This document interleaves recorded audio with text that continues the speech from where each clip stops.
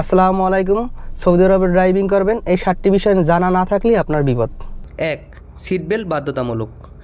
গাড়িতে উঠি seat belt, চালক আর সামনে বসা যাত্রী দুজনেরই। না মানলে সরাসরি জরিমানা। 2.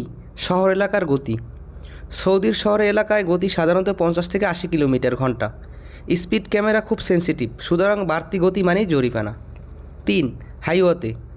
হাইওয়েতে হালকা গাড়ির গতি 100 থেকে সর্বোচ্চ 140 কিলোমিটার, কিন্তু সবসময় সাইন দেখে চলবেন। সব রাস্তায় লিমিট এক না। 4. 2 থেকে 3 সেকেন্ড ফলো ডিস্ট্যান্স।